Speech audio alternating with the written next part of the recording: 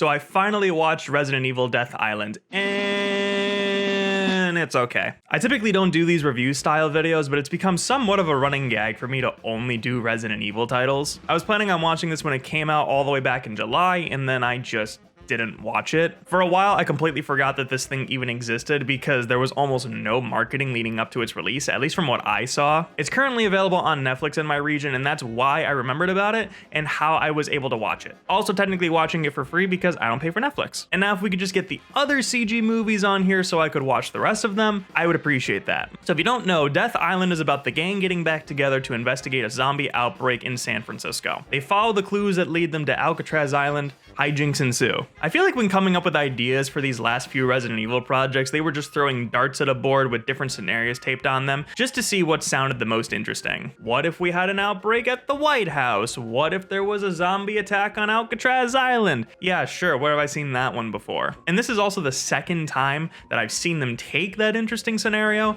and only let it play out for about 5 minutes. You only really feel like you're on Alcatraz Island for one scene, and then the rest of the film feels like it could have just been set anywhere. And I was genuinely excited for this film to take place on Alcatraz because I was a fan of the COD Zombies map, but I also was a fan of the Escape to Alcatraz movie, and it was very disappointing that they didn't take advantage of the setting in a meaningful way. So moving on to the positives, the graphics are actually insane, and they look even better than they did in Infinite Darkness. It is so ridiculous for a CG movie to look this realistic, and I would love to see this kind of detail carry over to the video game someday, and that's saying something with Resident Evil 4 looking the way it does. Obviously, the animations complement the graphics very well, and the choreography is great. It's so cool to see these experienced zombie fighting veterans kick ass, but still feel like they're in genuine danger when it comes to going up against a crowd of bioweapons. However, I will say that nothing in this film comes close to topping the Leon and Chris hallway fight in Vendetta, but I also really love the attention to detail when it comes to caring for their knives and guns. They've been doing this a lot lately when it comes to bullet checks and knife cleaning. It just looks cool, and I feel like it puts them on a higher pedestal in terms of quality. I really liked all the interactions with the different characters, especially for the ones that we don't get a whole lot of screen time with, such as Jill with Leon and then the Redfield siblings. However, with the dialogue between Chris and Jill specifically, I always felt like there wasn't enough interaction with them during Resi 5, and seeing them talk about the aftermath of it is something that I was really looking forward to seeing, and it didn't disappoint. Jill has a lot of baggage from her time being mind controlled by Wesker, and seeing her take that pain and use it to help better the world leads to some really good character moments. She's clearly the main character here, and it's nice to see her get the attention since it's the first time she's been a main protagonist for a while, not counting Resident Evil 3 Remake. I also need to give a big shout out to my boy Matt Mercer for reprising his role as Leon S. Kennedy, because holy shit, Leon is once again a scene stealer for me. Every time I see this man crack a joke, he just oozes charisma, and I never get tired of it. Everyone else does a good job too, and I feel like there was a nice balance of screen time between all of them. Obviously, I have more of a connection with Leon and Jill,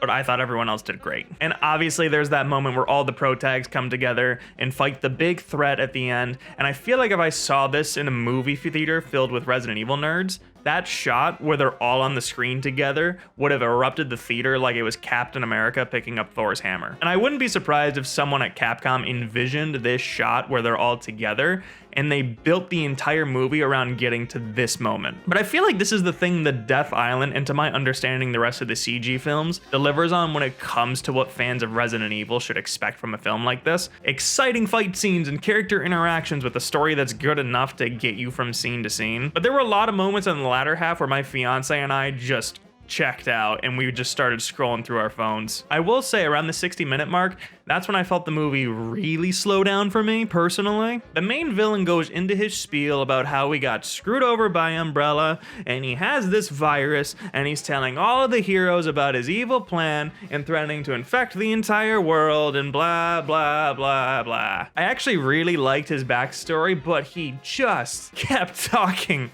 for what had to feel like 10 minutes. And what's funny is that I actually did go back and check just because I was curious, and he was literally just talking for 10 minutes about his evil plans to all of the main characters. And he's having individual interactions with them while he's in the middle of this speech, and it just felt so ridiculous. I just wanted someone to shoot him so we could get back to the fun stuff that this movie did well. Unfortunately though, after that 10-minute scene happened, I just felt myself completely check out from the rest of the movie with the big monster fight at the end. And it just felt like the monster just stood there while the main characters took turns firing weapons of various strength to try to kill it. And even the one-on-one fight that Leon had just felt stale. Another minor complaint that I have though, that I also shared with the live action movies, is that each of these characters swear a lot, but in what feels like a very unnatural kind of way. It reminded me a little bit of the Yakuza 1 dialogue, where they used this kind of language just because it was gonna be rated R anyways,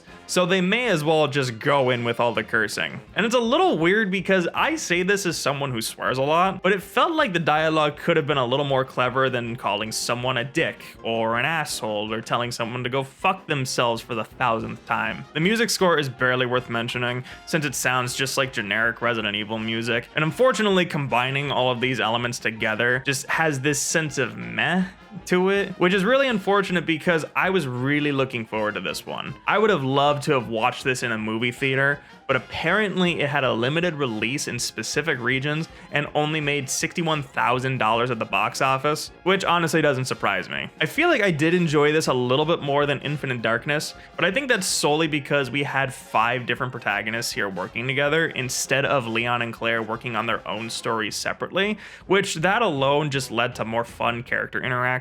And while I'm on this topic, I think it's also worth pointing out, while I was watching this with my fiance who doesn't know a whole lot about Resident Evil, she was still able to follow it while asking the occasional question just to get some background information. However, she did say she felt like the structure of this film was very similar to Infinite Darkness, which I have to agree. And if I'm being honest here, even as a fan of Resident Evil, I would like to see them take a small break from Resident Evil media. In the past 3 years, we've had 4 different Resident Evil projects with quality ranging from horrible to just okay, while also releasing 3 Resident Evil games alongside them. And this is another reason why I'm really excited for the Devil May Cry Netflix series, because the last time we had a new piece of Devil May Cry media was all the way back in 2019 with DMC5, excluding the Visions of V manga, which released periodically after the release of the game and was more to complement the story and experience that you get from the video games. I'm not gonna give this a number score like I normally do because I don't think that this film really needs one from me. This was clearly made for Resident Evil fans like myself, so I don't think it would be fair to just slap a number on there that might deter someone from watching it. It's only 90 minutes long, and if you're a fan of Resident Evil, you'll obviously find some enjoyment in it, much like the rest of the CG movies, I'm sure. But in the end,